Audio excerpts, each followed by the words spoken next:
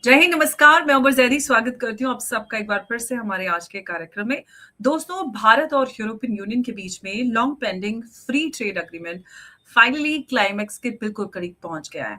और ये सिर्फ बिजनेस न्यूज़ नहीं है, बल्कि ये कहना चाहिए कि इकोनॉमिक स्ट्रेटजी का एक वाटरशेड मोमेंट है।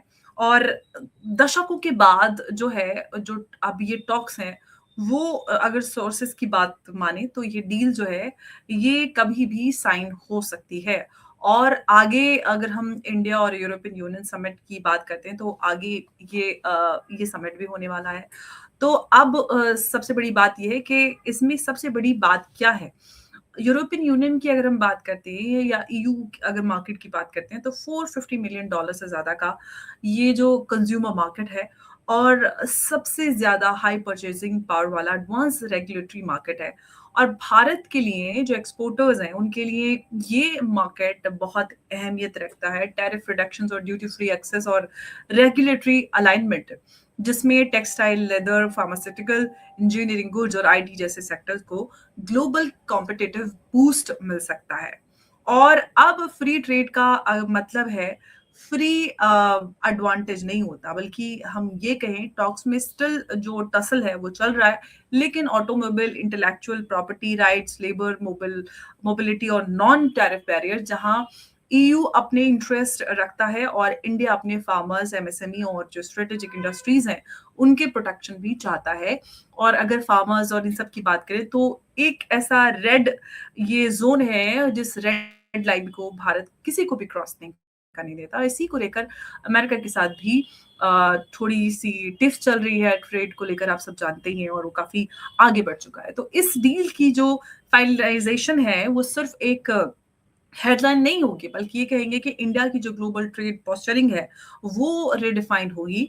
और अब सवाल ये है कि भारत को इससे कितना फायदा होने वाला है, और कितना भारत यहाँ पर ईयू को अपनी मार्केट में एक्सेस देकर क्या कॉम्प्रोमाइज करेगा, या अपनी जो एक रेड लाइन है उसको बिना कॉम्प्रोमाइज किए कुछ नतीजे पर पहुंचेगा। तो इसको और विस्तार से चर्चा के लिए हमारे साथ उमेश जी। उमेश जी, बहुत स्वागत है आपका। नमस्कार, जय हिंद। जय सिया राम अंबर जी।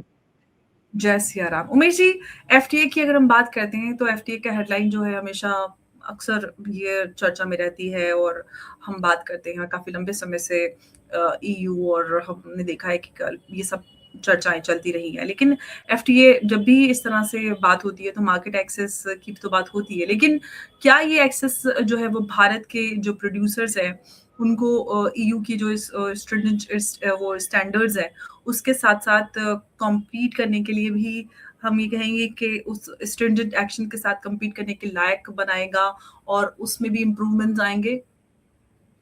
देखिए, सबसे बड़ी बात है कि 2022 में ये जो ट्रेड टॉक्स है वापस चालू हुए थे, और 2022 में ईयू को एक तरह से समझ में आ गया है कि उसको भारत के साथ फ्री ट्रेड एग्रीमेंट करने की जरूरत है।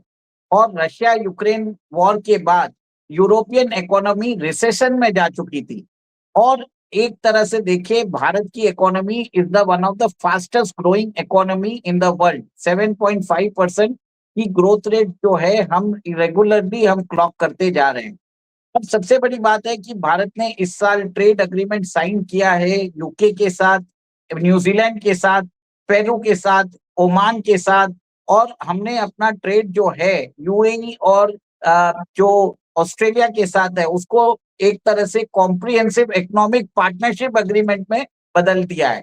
अब भारत ने जो है, जो ईयू का एक ईयू का जो ये ब्लॉक है, ये 27 मेंबर का ब्लॉक है। दोनों देशों के बीच में अभी जो ट्रेड होता है $136 बिलियन होता है गुड्स में, और $60 बिलियन होता है सर्विसेज में। अब भारत के ऊपर अमेरिका ने 50% टैरिफ लगाया है, और यूरोप के ऊपर 15% टैरिफ लगाया है। और आप देख लीजिए कि जब से यूक्रेन रशिया का वॉर चालू हुआ है, यूरोप की इकोनॉमी रिसेशन में जा रही है। In fact many German industries relocate कर रहे हैं अमेरिका के बाद। सडनली यूरोप को समझ में आ गया है कि भारत के साथ एक तरह से उनको डिफेंस एग्रीमेंट भी साइन करने की जरूरत है, भारत के साथ ट्रेड एग्रीमेंट भी साइन करने की जरूरत है, भारत के साथ वो एक तरह से G7 और ब्रिक्स का इंटीग्रेशन भी चाहते हैं। एक तरह से देखिए भारत को एक इम्पोर्टेंट प्लेयर के जैसे नजर आ रहा है। इनफैक्ट अभी ये भी देख लीजिए, ग्रीनलैंड के इश्यू के ऊपर नाटो टूटने जैसी स्थिति आ चुकी है, क्योंकि डेनमार्क ने वहां पर आर्टिक में मिलिट्री एक्सरसाइज चालू कर दिए हैं और उसके लिए जर्मनी, फ्रांस, स्वीडन ने अपने फोर्सेस भेजे हैं।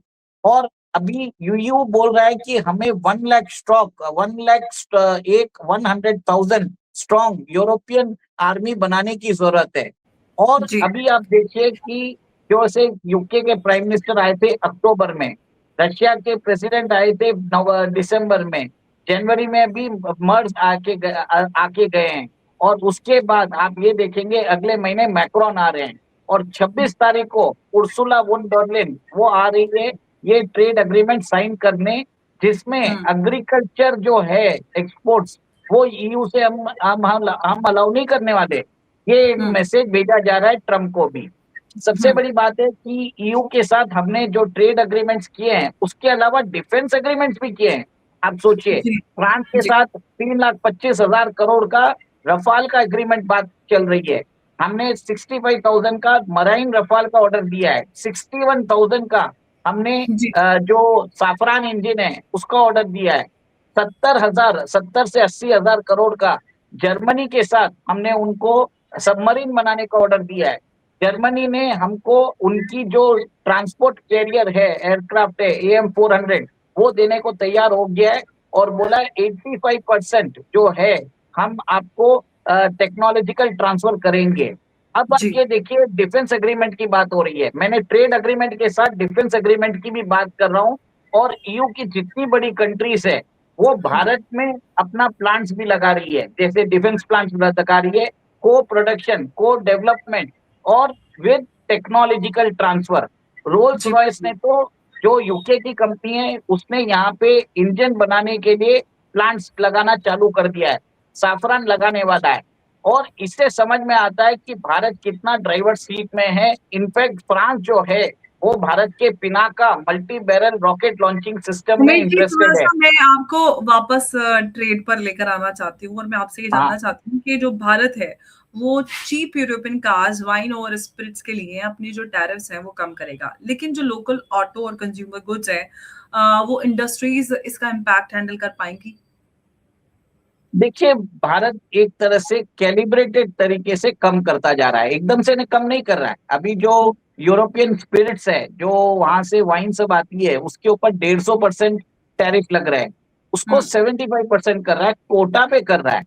और जी। भारत ने एक तरह से देखिए इनफैक्ट ये भी बोल दिया कि शेंजेन वीजा के लिए इंडियंस को अभी अप्लाई करने की जरूरत नहीं है, डायरेक्ट वो जर्मनी जा सकते हैं।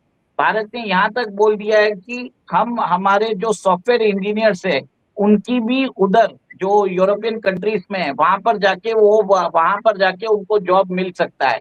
कहीं ना कहीं आप ये देखिए यूरोपियन कंट्रीज भारत के सॉफ्टवेयर इंजीनियर्स को अट्रैक्ट करते जा रहे हैं। ये एक तरह से पीपल टू पीपल कोऑपरेशन और जो स्किल मोबिलिटी है उसके बारे में बातचीत हो रही है। और जी। ये भी देखिए कि यूरोपियन यूनियन को एक तरह से एक रेडीमेड मार्केट मिलता है जिसमें वो भारत की जो कंज्यूमिंग पावर है उससे भी बेनिफिट मिलेगा। आप जी। सबसे बड़ा चीज देखिए कि वर्ल्ड के सबसे फास्टेस्ट ग्रोइंग इकोनॉमी भारत है। सबसे 67% of our population is below the age of 35। हमारा जी। जो स्किल सेट्स है वो यूरोपियन टैप कर सकते हैं।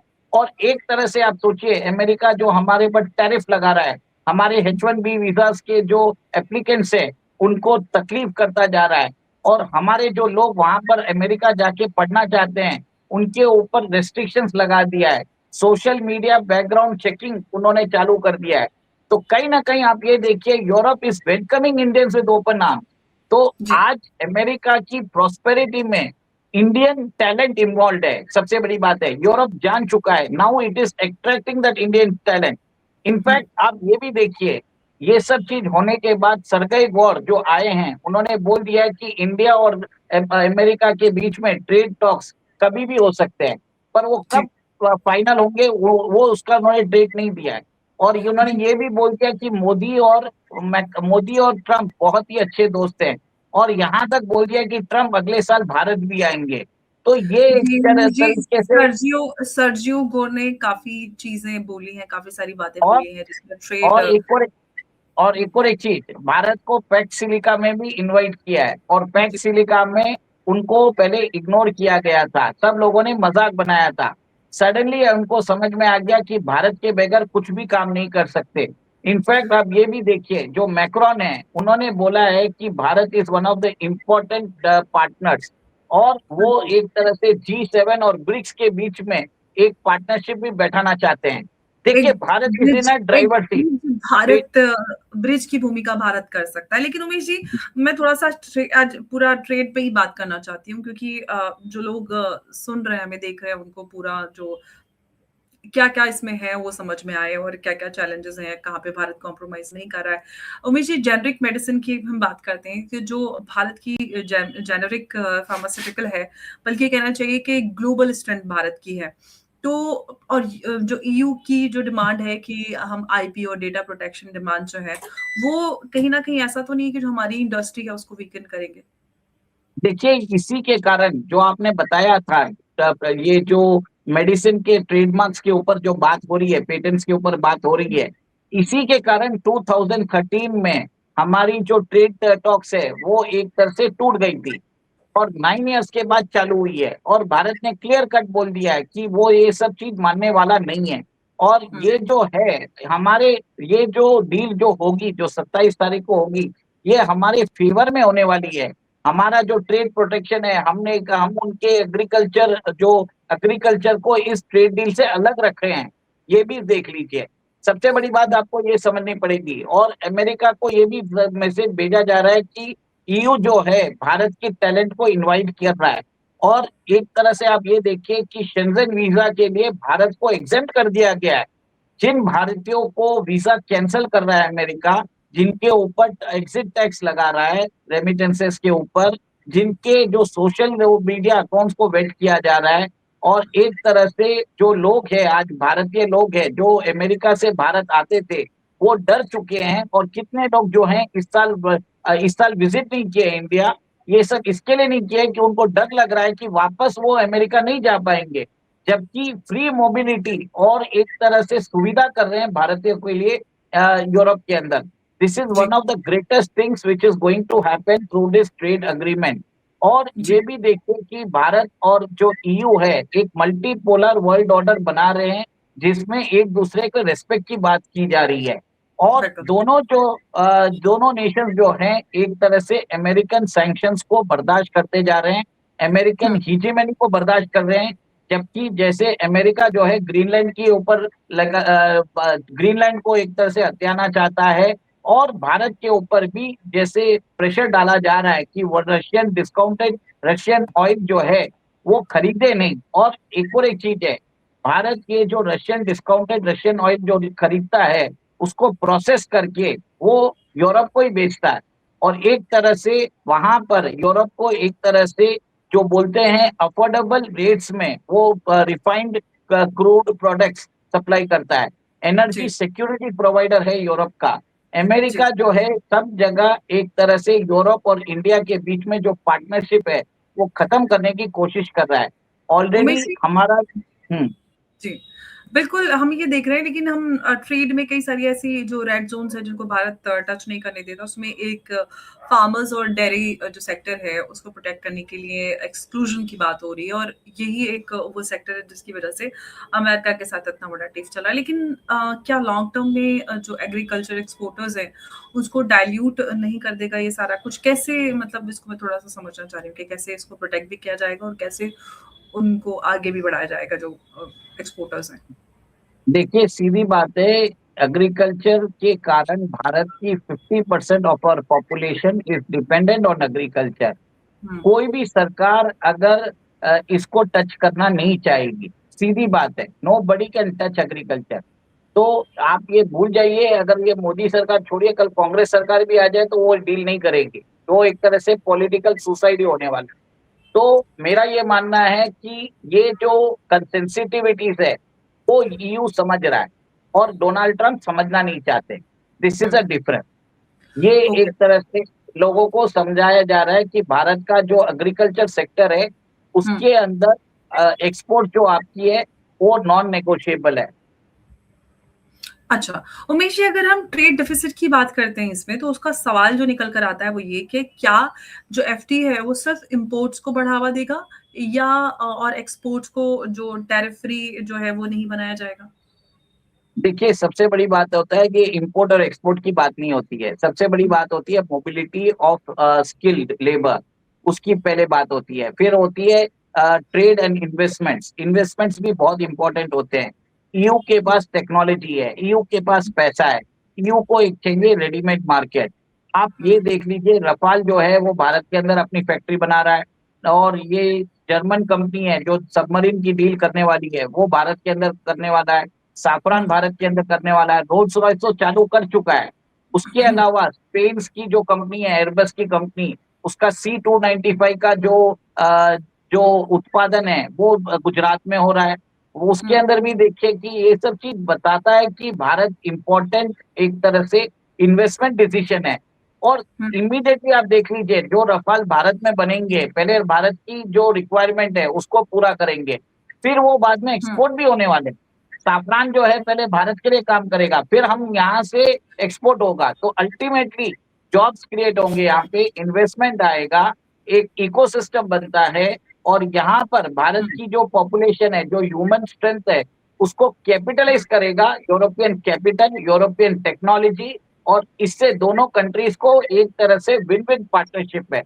अब सबसे बड़ी हुँ, बात ये देखिए कि यूरोपियन लीडर्स जिस हिसाब से भारत की परिक्रमा कर रहे हैं, सब लोग आके धोख देके जा रहे हैं। भले ही आप देख लीजिए, स्टामर आ चुके हैं, मर्ज आ चुके हैं, येल्सिन पुतिन आ चुके हैं, फिर अभी नेक्स्ट मंथ मैक्रोन आ रहे हैं। This shows how important Bharat is. Bharat को एक तरह से सब लोग भारत के साथ फ्री ट्रेड एग्रीमेंट हुँ, करना चाहते हैं, सब लोग भारत के साथ डिफेंस पैक्ट्स करना चाहते हैं, सब लोग भारत के साथ इन्वेस्टमेंट पैक्ट्स करना चाहते हैं। और भारत का हुँ, सपोर्ट भी चाहिए टू काउंटर अमेरिका।